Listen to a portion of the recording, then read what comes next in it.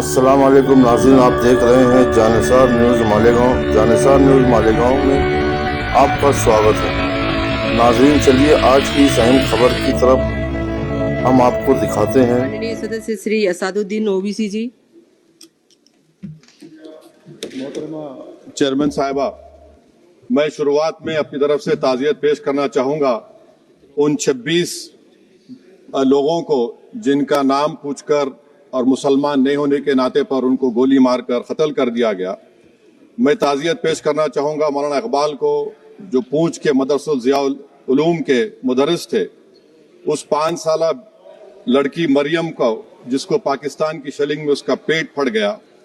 मैं ताज़ियत पेश करना चाहूँगा मैडम जैन अली और उर्वा फातिमा, हिंदू जुड़वा भाई बहनों को जिनकी उम्र 14 साल थी। लांस नायक दिनेश कुमार को, बीएसएफ के सब इंस्पेक्टर मोहम्मद इम्तियाज को। मैं शुक्रिया अदा करना चाहूँगा कश्मीर की आवाम का कि उन्होंने पहलगाम के वाक़े के बाद मस्जिदों से ऐलान किया मजम्मत का, बगैर किसी के बोलने पर रोड पर निकलकर उन्होंने पाकिस्तान से आए हुए दहशतगर्दों की मजम्मत की।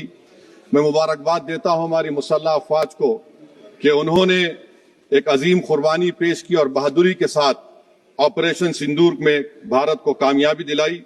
मैं मुसल्लह अफवाज ने पहले 9 दहशतगर्द ठिकानों पर उनको निशाना बनाया और सबसे मेरी नजर में जो दहशतगर्दी के दिल पर हमला हुआ वो भावलपुर का था और 6 एयरफील्ड, 3 हैंगर और 2 रनवेज को हमने तबाह किया।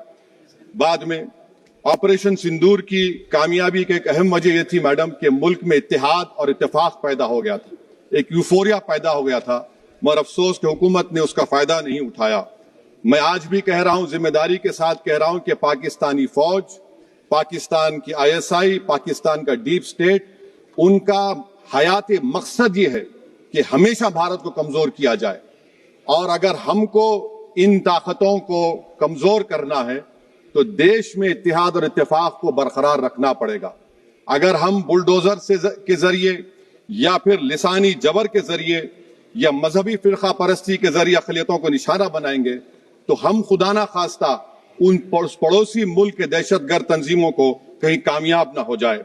मैडम, मैं आपके सामने ये भी कहना चाहूंगा कि इत्तेहाद और इत्तेफाक इस मुल्क में जब मजबूत होगा तो हमको बैनुल-अक़वामी सतह पर दिखाने की जरूरत नहीं पड़ेगी। मैं आपकी तरफ से हुकूमत से चंद सवालात करना चाहूंगा कि वजीर आजम ने कहा कि खून और पानी एक साथ नहीं बह सकते, आतंकवाद और बातचीत एक साथ नहीं हो सकती। तो मेरा सवाल आपके जरिए से वजीर आजम और हुकूमत से यह है, फिर जिन इंसानों को बैसारा की वादी में मारा गया था, क्या आपका जमीर इस बात की इजाजत देता है कि आप ट्रेड बंद कर दिए, पाकिस्तान का एयरक्राफ्ट हमारे एयर स्पेस में नहीं आ सकता, उनकी कश्ती हमारे पानी में नहीं आ सकती, ट्रेड खत्म हो चुका है डायरेक्ट इनडायरेक्टेड, आपका जमीर जिंदा क्यों नहीं है?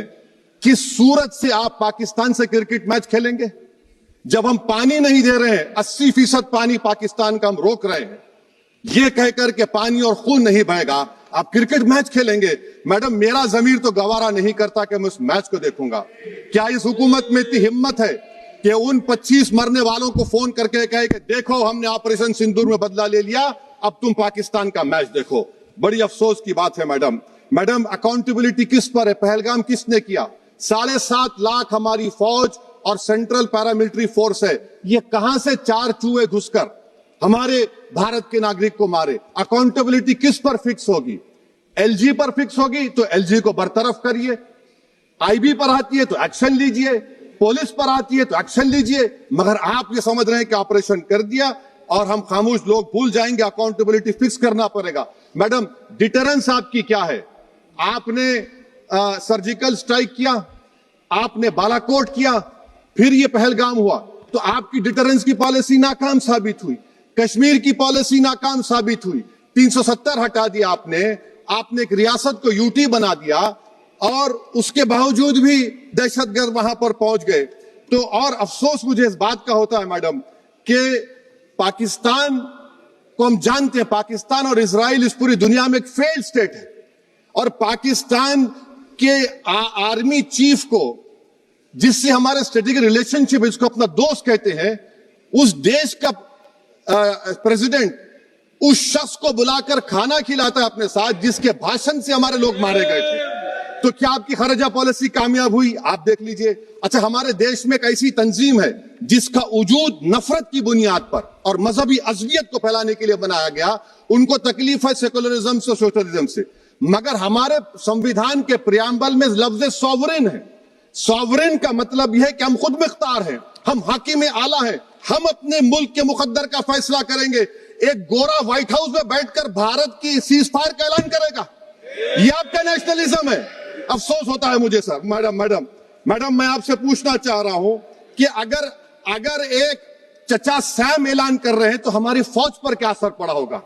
हमारे उन पायलटों पर क्या असर पड़ेगा जो नहीं मालूम कितनी ऊपर आसमानों पर भारत की हिफाजत कर रहे हैं? वो नेवी का सिपाही जो समंदर में खड़ा हुआ है, उसको यह नहीं मालूम हो रहा है कि मेरा प्रधानमंत्री ऐलान नहीं किया, एक गोरे ने ऐलान किया। बड़ा ये आपके कैसा होगा ये?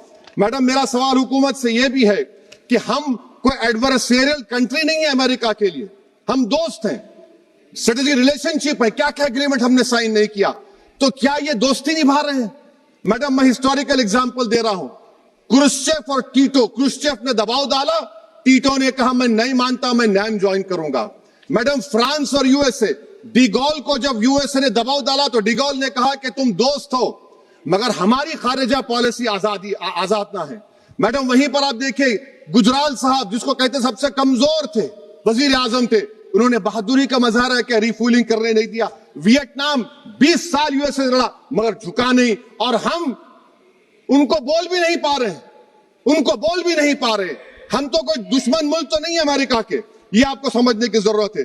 और मैडम यहां पर वजीर खारजा ने कहा वो चीन गए, डिप्टी चीफ ऑफ स्टाफ ने कहा कि चीन के इक्विपमेंट एक लाइव लैब था हमारे उनके लिए। क्या आपने कहा चीन को कि तुमने क्यों दिया पाकिस्तान को हथियार? आप नहीं कहे। और मैडम आप जानते हैं कि रक्षा मंत्री ने कहा कि स्विफ्ट एंड प्रोपोर्शनेट, तो फिर जो इंडोनेशिया मिलिट्री अटैचे ने कहा कि हमको कहा गया मत मारो, हम सेल्फ डिफेंस में भी नहीं मार सकते थे पाकिस्तान को। और अगर आप ट्रंप के बयान को गलत कह रहे हैं कि 5 एयरक्राफ्ट नहीं गिरे, मैं यकीन करता हूं आपकी बात का। आप हमारे पायलट्स को कमेंट करिए ना, हमारे पायलट्स को कमेंट करिए कि हम अपने पायलट्स की तारीफ करते हैं, आप वो भी नहीं करना चाहते। मैं हुकूमत से जानना चाहता हूं मैडम कि क्या फ्रांस ने हमको सोर्स कोड नहीं दिया जिसकी वजह से हमारे एयरक्राफ्ट को क्या नुकसान हुआ? अब मुस्तकबिल में आप हथियार खरीदेंगे तो क्या आप सोर्स कोड हासिल करेंगे? और मैडम मैं आपको बताना चाह रहा हूं, मेरे सवाल का जवाब हुकूमत दे। हमारे पास सैंक्शन जो स्क्वाड्रन है 42 है, 60 साल के बाद सिर्फ 29 काम कर रहे हैं। पाकिस्तान के पास 25 हैं, चीन के पास 50 से ज्यादा हैं। 11 साल से आप सरकार में हैं, सबमरीन नहीं है, थर्ड एयरक्राफ्ट कैरियर कहां पर है आप बताइए। और मैडम FATF में लाना पड़ेगा आपको। अगर आप विश्व गुरु हैं तो हम आपको चैलेंज कर रहे हैं, आप G7 के कंट्रीज को, GCC को और चचा सैम को राजी कराइए कि पाकिस्तान को, मैडम खत्म कर रहा हूं, FATF में दोबारा लाया जाए। मैडम ऑल पार्टी मीटिंग हुई, देखिए कितना कॉन्ट्रडिक्शन है केंद्र सरकार में और स्टेट सरकार में। ऑल पार्टी मीटिंग में मैं था, केंद्र सरकार ने कहा कि नहीं, बैसारन मिडोस पर तो कोई जा ही नहीं सकता, जून से पहले इजाजत लेना पड़ेगा। बाद में हमको मालूम हुआ कि साल भर खुला रहता मिडोस सिवाय बारिश और स्नो के। ये कॉन्ट्रडिक्शन है केंद्र सरकार में। वहां पे मैं हुकूमत से मुतालबा करता हूं मैडम आपके जरिए से कि कौमी सिक्योरिटी को, नेशनल सिक्योरिटी को, खारिजा पॉलिसी को, फॉरेन पॉलिसी को राजनीति का मुद्दा मत बनाइए, राजनीति का मुद्दा मत बनाइए। ये हमारे मुल्क में मुफाद होगा, हमारे मुल्क के इत्तेहाद और एकजुटती को आप एक वोट का जरिया मत बनाइए। और मैं एक आखिरी बात पूछ रहा हूं मैडम, क्या चीन ने हमसे कहा था कि सीज फायर कर लो? और कैसे पाकिस्तान ने हमारे पायलट्स की बातों को सुना कि हमारा कम्युनिकेशन एनक्रिप्ट नहीं है? मैडम आखिर में मैं अपने शेर से इस अपनी बात को खत्म करूंगा कि अपने ही हाथों से सर अपना कटाना है हमें, मादर हिंद पे भेंट चढ़ाना है हमें। किस तरह मरते हैं एहरारे वतन भारत पर, ये तमाशा है जो दुनिया को दिखाना है हमें। ये मैं भारत की उस बहादुर फौज के नाम पे करता हूं, मुसल्ह फौज के नाम पे करता हूं। ये शेर कहने वाला कोई बीजेपी का नहीं था, ये शेर कहने वाले का नाम शेर था, शहीद अशफाकुल्लाह। मैं फिर से हुकूमत से कह रहा हूं, पाकिस्तान टेररिज्म करेगा, आप तैयार हो जाइए। आप चीन से मोहब्बत, कितना इम्बैलेंस हुआ ट्रेड का, कितना इम्बैलेंस हो रहा है चीन से।